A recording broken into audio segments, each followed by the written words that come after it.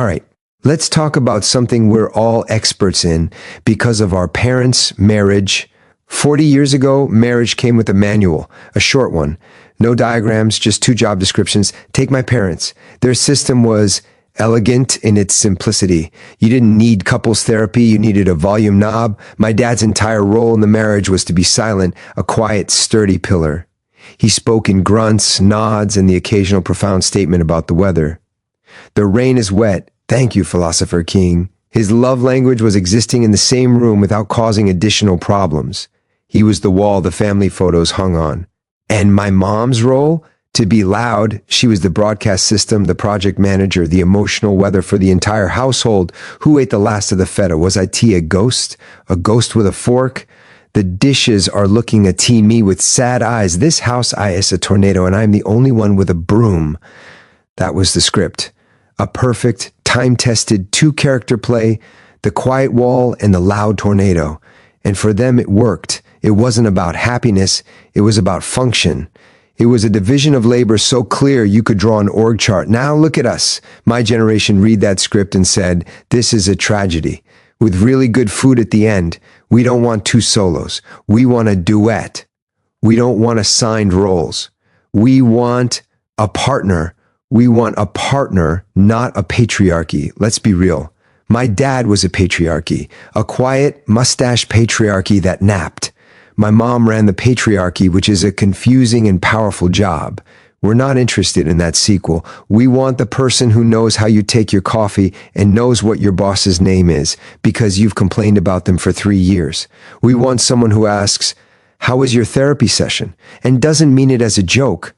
We want to share the mental load of existing. The who orders the toilet paper, the should we be worried about that weird noise the car makes, the is the world ending or is it just Tuesday? Load. Our parents' marriage ran on silent endurance and loud management. Ours runs on Google Calendar invites and vulnerable communication. It's messier. It requires words, so many words, and our parents are watching this experiment like it's a magic trick they don't trust. He watches me make my girlfriend a cup of tea and asks, what service is this for? It's not a service, Dad. It's because her day was hard and the kettle was right there. He thinks emotional labor is when you have to carry the groceries from a far parking spot. So we are doing something radical. We are throwing out their short, clear manual, and we are writing our own, in real time, in pencil, with footnotes and highlighted passages and entire sections angrily scribbled out. It's a collaborative document full of questions like, what does clean enough mean? And is it okay to miss each other sometimes? And our parents, they have viewing access to this document. They're reading our first draft, leaving confused comments in all caps. This personal space? Is that a new room? Why do you need a room away from your best friend? Did you fight? I will call her. This clash, this beautiful, chaotic daily clash between the old script and our messy first draft. It's pure comedy gold because every confused look across the dinner table, every time we have to explain the concept of a feelings check-in is a tiny revolution. And sometimes the only way to navigate a revolution is to laugh until you cry and then text your partner about it. So we threw out the script. Great, revolutionary. But what are we actually putting in its place? What's the new job description for a husband, a wife? And why does my dad get a headache every time I try to explain it? Let's talk about the core of the old manual. Chapter 1, the roles. It was simple, brutally simple. The man's job was the provider. His domain was out there. The world, money, enemies, lawn care. His value was external, measured in pay stubs and the silent respect of other men who also didn't know their children, teachers' names. The woman's job was the homemaker. Her domain was in here. The house, the children, the emotions, the invisible, endless tide of need that washed through the home every single day. Her value was in the smooth, quiet functioning of a universe she was expected to single-handedly maintain. This created a very specific kind of man. My father is a brilliant man. He can fix an engine, negotiate a deal, build a wall, but if you put him in front of a stove and said boil water, he'd look at the pot like it was a strange artifact from a future civilization. Boil? You mean attack it? He wasn't allowed to know. That wasn't his sector. His incompetence at home wasn't a failure. It was proof he was doing his job out there. And my mother? She could run a multinational corporation from her laundry room. Logistics, supply chains, emotional intelligence, conflict resolution, gourmet cooking. but her work was never work. It was just what she did. It was expected, like sunrise. Now flash forward to my apartment. You'll see me, a millennial man, crying. Oh, you laugh, but I'm serious. I'm crying for two reasons. One, I'm peeling onions because I'm making a dariush kebab from scratch for my girlfriend who had a rough day. Two, I just read a think piece about the mental load and I'm having an epiphany in the kitchen. This is my life now. I'm a provider of sustenance and emotional validation, and I am feeling all of it deeply. See, we looked at that old model and we saw a fatal flaw. It wasn't a partnership. It was two separate full-time jobs that barely intersected. They weren't teammates. They were contractors from different companies sharing a bed. We don't want roles. We want a collaboration. Marriage isn't a stage play with two parts. It's a startup, a small, chaotic, underfunded startup where we are co-founders, co-CEOs, and the entire staff. And the product we're building? A life, a shared, intentional life. This means the old domains explode. Out there and in here collapse into one messy, beautiful shared space. So yes, I cook. Not as a helpful gesture, but because eating is a thing that happens and I live here. I clean. Not because she needs a break, but because the dust is also mine.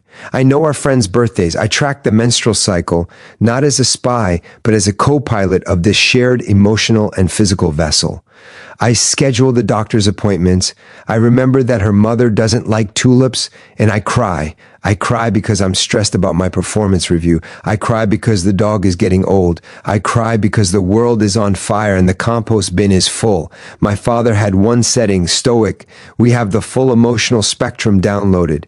We're expected to be competent and vulnerable, a rock that can also talk about its feelings of being a rock. This is where the comedy and the profound disconnect really ignites. Trying to explain this to my dad is like explaining the internet to a walnut. I told him once, Dad, we're trying to share the emotional labor more evenly. He stared. He blinked. He genuinely tried to compute.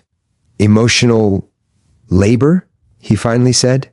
Is that when you have to carry the groceries from the car and they're very heavy and you're also sad? No, Dad, that's just a Tuesday. For him, labor is physical, quantifiable. You dig a hole, you fix a carburetor, you see the problem, you apply force, it's solved. How do you fix the ambient stress of modern life? How do you dig a hole for your partner's existential dread? You can't. So you have to share the weight of the feeling itself. You have to sit in the undefined mess together. That, to him, is not labor. That is confusing poetry. He sees me cooking and says, that's nice. You're helping her. And I want to say, I'm not helping her. I'm feeding us. I am a participant in my own life. He sees me being visibly anxious and says, just don't think about it. Go for a drive. As if the feeling is a parked car I can simply leave. The collaboration we're building is based on a constant low-grade communication he would find exhausting. We have check-ins. We debrief our days. We say things like, I'm feeling triggered. Can we pause? We negotiate the mental load like diplomats. If you make the phone call to the insurance company, which I hate, I will organize the entire hall closet, which you hate. Deal? It's not always pretty. Sometimes the collaboration breaks down. The shared Google Doc has angry comments. Sometimes you both forget to buy toilet paper and the revolution feels very, very dumb. But that's the point. It's no longer automatic. It's no longer silent. It's a conscious daily choice to build something together, brick by emotional brick. We're not playing pre-assigned parts. We're improvising a whole new play every single day. And the script is written in feelings and chores and inside jokes and negotiated compromises. My dad built a wall around H, is family. We're trying to build a home with ours, and the tools are different. His were a hammer and silence. Ours are a therapy app, a shared grocery list, and the courage to say, I'm not okay, without fearing it makes you less of a provider, less of a man, less of anything. We're not just changing who does the dishes. We're changing why the dishes get done and what it means about the people standing side by side at the sink. So we've redefined the team. Great. But now comes the next great generational war, the timeline. For our parents, life was a conveyor belt. A straight, efficient, well-lit conveyor belt. School, job, marriage, house, kids. Boom, boom, boom, boom, boom, done by 30. The goal was to get the life built, assembled, and furnished as quickly as possible so you could spend the next 40 years living in it. Or, staring at the walls of it in quiet resignation. For us, life is not a conveyor belt. It's a open-world video game. And we are wandering off the main quest to pick every single flower, explore every side cave, and talk to every non-playable character. We might never fight the final boss, and we're okay with that. The point is the exploration. This causes a breakdown in communication because to them, the most pressing question in the universe, more important than is there life on Mars or what is the meaning of existence, is when will you settle down? Settle down. What a phrase. It sounds so final, like the dust after an explosion, like you're a chemical that's been agitated and now finally you can precipitate to the bottom of the beaker and be still. My Persian mother has a specific, beautiful, terrifying way of phrasing this panic. 30 years old and not married? Shekhar Makoni? What are you doing with yourself? What are you, a scientist? A scientist. Because in her mind, the only possible reason a human would delay the sacred timeline as if they were in a lab on the cusp of curing cancer and literally couldn't be bothered to put down the beaker to pick out china patterns. There is no other valid excuse. Not happiness, not fulfillment, not peace. Only world-altering science trumps marriage. But here's what she doesn't get. What the entire old conveyor belt doesn't get. We are not refusing marriage. We are refusing rushed misery. We saw the product of that rushed timeline. We grew up in those quiet houses. We saw the marriages that were contracts of convenience, signed in a panic before the biological clock struck midnight. We saw the good enough matches, the partnerships built on a foundation of shared ethnicity and a vague ability to hold a job. We saw the profound loneliness that can exist in a fully furnished home with two people who became strangers the moment the last kid left for college. We are the children of that settling, and we are terrified of it. So we slammed the brakes on the conveyor belt. We threw it into reverse. Our new timeline looks irresponsible to them. It looks like dithering. It looks like we're lost. First, we build a career, not just a job, a purpose, an identity that exists separately from husband or wife. We want to walk down the aisle as a complete person, not as a half seeking its other half. Then we embark on self-discovery, a terrifying concept to a generation that viewed self as something to be sacrificed for the family unit. We travel alone. We live alone. We go to therapy. We figure out what our own damage is so we don't just hand a box of our broken parts to our partner and say, fix this for me, you have 50 years. Then, and this is the real heresy, we cohabitate. We do the ultimate test drive. We merge bookshelves and finances and see who really does the dishes when the magic wears off. To our parents, this is playing house. To us, it's the most serious due diligence a human can undertake. Why would you buy the car without taking it on the highway? Why would you sign a lifetime lease without checking the water pressure? All of this takes time. Glorious, slow, meandering time. Time that, on their calendar, is a screaming red emergency. The pressure is a constant soundtrack. It's in every phone call. Hello? Salam? Chitori? How are you? That's nice. Did you see your cousin Nusha? She got married. To a dentist. His teeth are so white they answered the phone. When will you bring me joy? When will my heart be allowed to rest? I see your pictures on the Facebook, always traveling, always with the avocado toast. You cannot marry an avocado, Max. It has no family. It's the look of pity from their friends, the aunties who size you up at parties not as a person, but as a stalled project. Still, single? They whisper, as if you've been diagnosed with a fascinating but terminal condition. But what they interpret as selfishness, as a failure to launch, is actually a profound respect for the institution they hold so dear. We think marriage is a big deal, so big that we're not willing to do it wrong.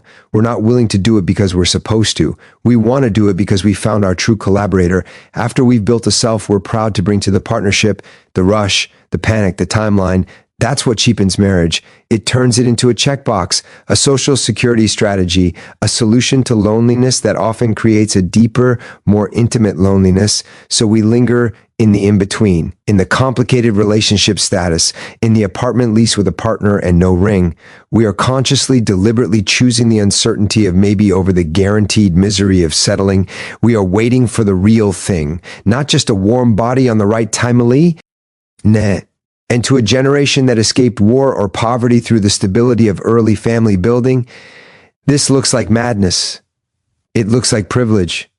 And maybe it is, but it's also a declaration that a marriage born out of panic and obligation is no longer the only option, that we can build a life first and then invite someone into it, rather than building a life around the first person who said yes before the clock ran out. The conveyor belt is still there, humming, but we've stepped off. We're wandering in the field next to it, picking flowers, getting lost, and trying to build a map of our own.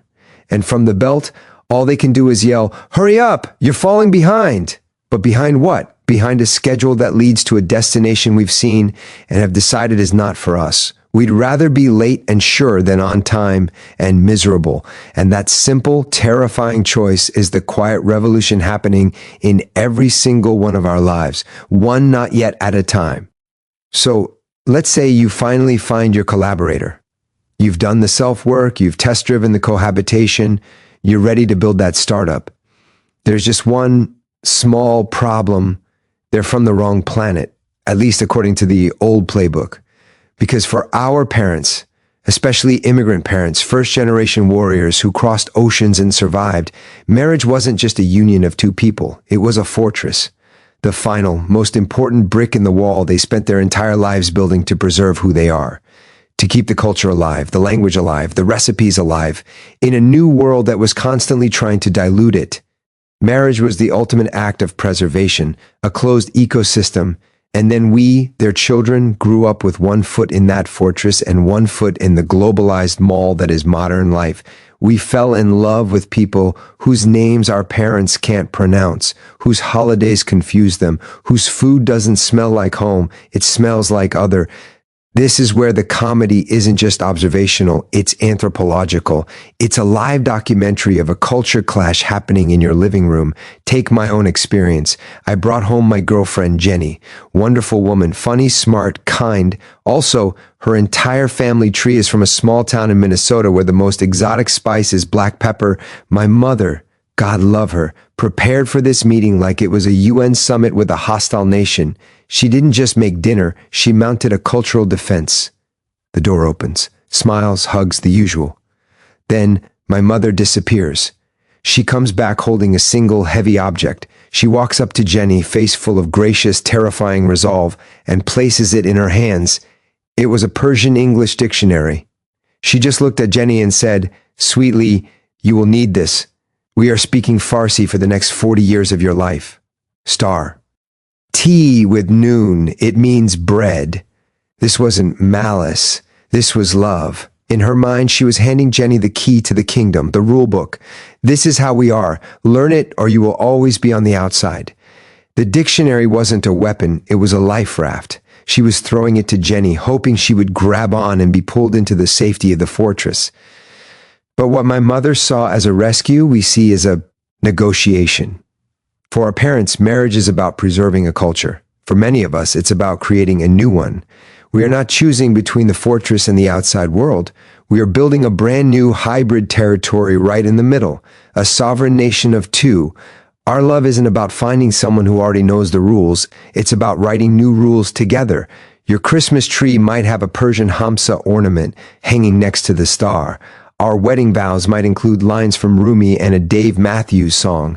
Our kids' names will be impossible for either set of grandparents to say correctly. Thanksgiving might feature both turkey and tadig. And the family fallout? It's not just drama, it's grief. Because when you marry outside, your parents don't just see you choosing a person, they see you choosing out. They see the fortress wall crumbling. They hear the mother tongue fading. They smell their recipes being altered. You put dill in the fesenjan? What are you, a cowboy? It feels to them like a slow cultural death. My dad took a different tack. When he met Jenny, he went straight to economics. "Nice to meet you, Jenny. Do you know what a dowry is? Jenny, brilliant woman, didn't miss a beat. Yeah, it's a payment from the bride's family to the groom or his family. My father's eyes welled up with tears of joy. He hugged her. Welcome to the family. You are educated. He wasn't being cruel. He was testing the structural integrity of the bride. If she knew the old ways, even academically, maybe the fortress could still stand with some modifications. But what we're building has no blueprint. Every day is a new policy decision.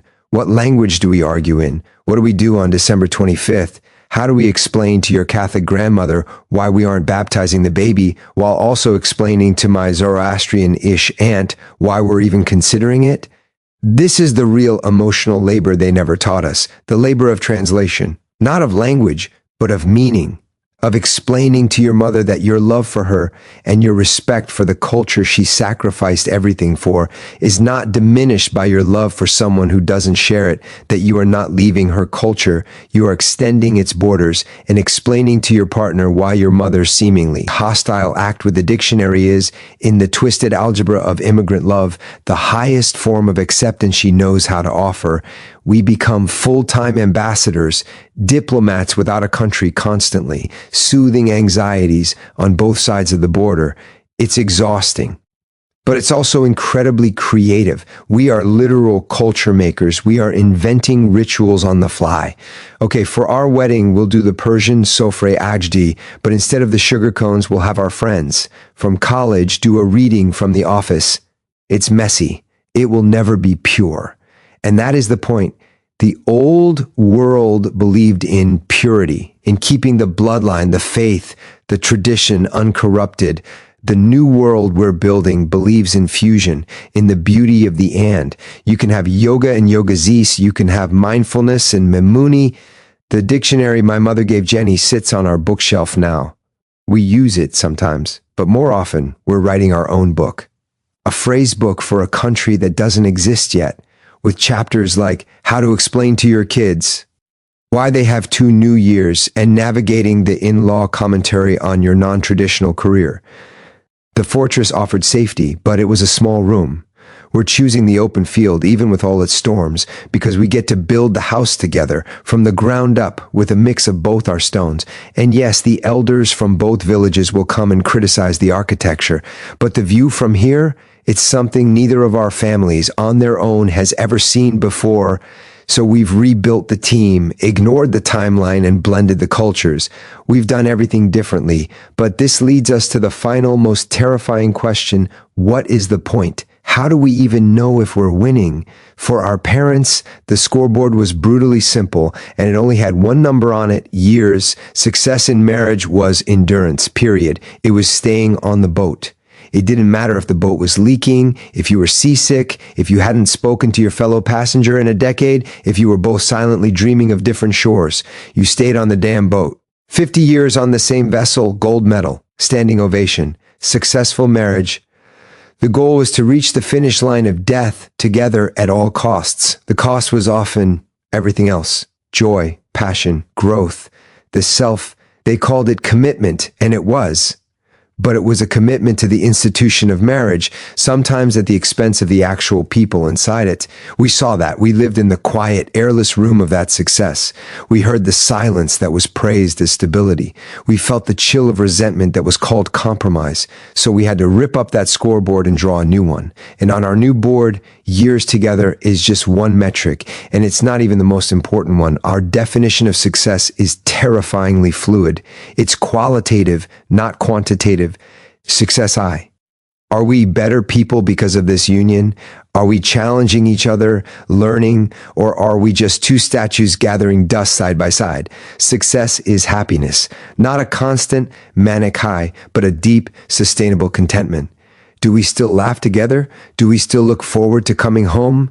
Success is mutual respect. Do we treat each other with kindness even when we're furious? Is the dignity of the other person non-negotiable? And here's the radical, almost blasphemous part. Sometimes success leads to an ending.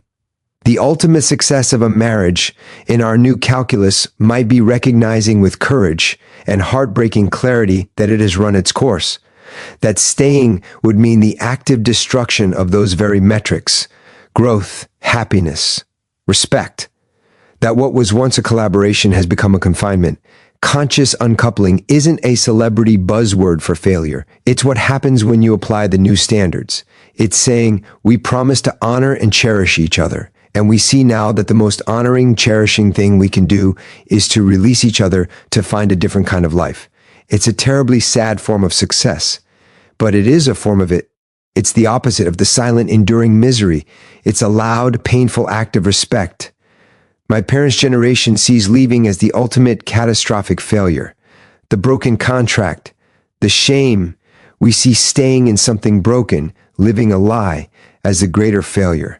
The failure of courage, the failure of self-respect. This changes everything about how we approach the daily work of it. My dad thinks a marriage works like a well-maintained car. Change the oil, don't crash it, it'll run forever. The goal is to avoid a breakdown, but we think a marriage works like a garden. It's not about avoiding death. It's about active, daily cultivation. You have to water it, weed it, pay attention to the soil. Notice if something is wilting. Some seasons are lush, some are barren. And sometimes, despite your best efforts, a plant doesn't survive in that particular patch of earth. That doesn't mean you're a bad gardener. It means you need to try a different plant or tend a different kind of garden. I have a more reflective joke about this. I say our parents stayed together for the kids, which is like saying we stayed on this sinking ship to teach the kids about drowning. We don't want that. We want a marriage where if you leave, it's a tragedy, not a relief. The old model bred relief. A secret, shameful sigh of relief when the other person finally left the room. The new model aims for something so positive, so additive, that the thought of leaving is a profound tragedy. This is why we talk so much, why we check in, why we go to therapy before there's a crisis. We're not maintaining a car, we're tending a living, breathing ecosystem. We're constantly asking, is this still working for both of us?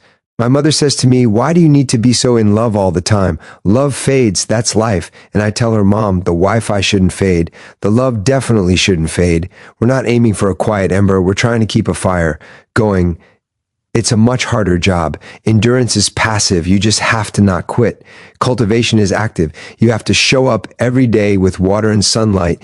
A successful marriage isn't about never leaving. That's just a prison sentence with good china. It's about choosing each other actively, consciously, every single day you stay.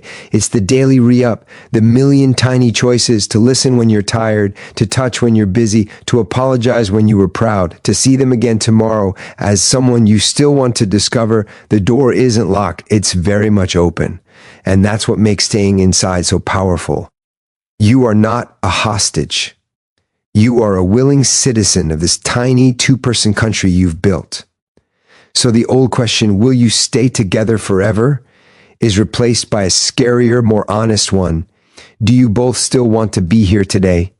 And if the answer is yes today, and yes tomorrow, and yes for 10,000 tomorrows, then that accumulation of daily conscious choices is our version of till death do us part. It's not a promise made once in a haze of champagne and hope. It's a promise renewed silently over coffee, during a fight, in a hospital room, on a boring Tuesday. It's not the endurance of the monument, it's the persistence of the garden, forever growing, forever changing, forever alive. So here we are, at the end of the old script, standing in the blank space where we're writing the new one. Look at the blueprint we're drafting together, in all its terrifying pencil-smeared glory. First, we tore down the hierarchy. We rejected the silent provider and the loud homemaker, and in their place we demanded a collaboration, a partnership where competence and vulnerability aren't gendered, where the mental load is a shared burden, and where emotional labor is understood as the real work of love, not just carrying heavy groceries. We decided marriage is no longer a role you play, but a reality you build, side by side at the same damn sink. Then we shattered the timeline. We stepped off the conveyor belt of settling down and wandered into the open field of becoming. We decided that rushed misery is not a prerequisite for a happy ending, that building a self, a career, a life, and doing the profound due diligence of love through cohabitation and conversation isn't selfish. It's the deepest respect we could pay to the monumental institution of marriage. We'd rather be called scientists searching for a cure for loneliness than prisoners of a social schedule. Next, we looked at the fortress of culture our parents built with their blood and sweat, and we chose not just to live in it, but to build an annex. We embraced the beautiful, complicated chaos of intercultural love. For our parents, marriage was about preservation. For us, it's become about creation, creating a new hybrid culture in our own homes, where Christmas trees wear hamsas and dictionaries are starting points, not rule books. We became ambassadors without portfolios, translating love across borders every single day. And finally, we rewrote the definition of victory itself. We moved the goalposts from the passive endurance of staying together to the active cultivation of growing together. We decided a successful marriage isn't measured by the silence of longevity, but by the quality of the noise within it, the laughter, the hard conversations, the daily choice. We accepted that a truly honorable end, a conscious uncoupling, can be a more successful outcome than a lifetime of quiet desperation. The score is no longer kept in years, but in the mutual respect earned and the happiness shared within those years. This is our new blueprint. It's not a pristine framed document. It's a living wiki, constantly edited, full of hyperlinks to therapy resources, articles on equitable splitting of chores, and photos from weddings that would give our ancestors a heart attack. It's daunting. There are no guarantees. The old model was a cage, but it was a sturdy cage with clear rules. Our model is a vast, open landscape. It's easy to get lost. There are no paved roads, only paths we make by walking, and at the heart of this entire experiment, beneath all the talks and the renegotiations and the blended traditions, is a single, powerful, and fragile idea: freedom. The old model was often about obligation, duty, containment. Our model, in its ideal form, is about choosing to be together precisely because you are both free to leave. The door is unlocked. The world is outside. And you look at that world, and you look at the person across from you eating avocado toast at your messy kitchen table, and you think, nowhere else. Maybe that's it. Maybe the best marriage isn't the one that looks most impressive from the outside, the perfect anniversary photo, the silent stoic endurance. Maybe the best marriage is the one where both people, in the quiet of their own hearts, feel truly deeply free, free to be themselves entirely, free to grow, even if it's in different directions for a while, free to say the hard thing, free to be vulnerable without weaponization, free from the tyranny of roles and timelines and cultural mandates. It's the freedom you feel when you're with someone who doesn't complete you because you are already complete, but who chooses you and whom you choose back every day. It's the freedom of knowing your partnership is an act of creation, not captivity. This isn't the end of marriage. It's a reinvention. And like all reinventions, it's messy. It's confusing our parents, it's exhausting us, and it's providing comedians like me with enough material for a lifetime. But it's also hopeful. It's saying that this ancient, beautiful, complicated thing called marriage can be more than it was. It can be more equitable, more intentional, more inclusive, and more alive. We're not there yet. We're in the messy middle. We're the beta testers for this new software of love, and it's still full of glitches. But we're running it every day, believing the final product, a love built on freedom, not fear, will be worth the crash reports. So we keep writing, we keep talking, we keep laughing at the clash, even as we navigate it, and now we turn the page. The next part of the story isn't mine to write alone, it's yours. Which line on this new blueprint resonates most with you? Is it the demand for a true partnership, the rebellion against the rush timeline, the beautiful, complicated fusion of cultures, or the terrifying, liberating redefinition of what it means to succeed? The conversatio. And doesn't end here. It's just begun. This is our collective project. So share your story, your chaos, your clashes, your tiny daily revolutions in love. Let's see what this new blueprint looks like, not in theory, but in the wonderfully imperfect reality of your life. The draft is open. Your edit is welcome.